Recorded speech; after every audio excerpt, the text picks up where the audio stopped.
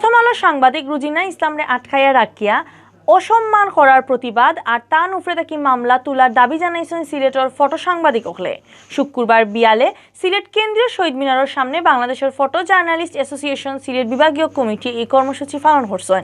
তারা মুখো খালা কাপড় বান্ধিয়া খুব বাদ এই ঘটনার প্রতিবাদ জানাইছেন।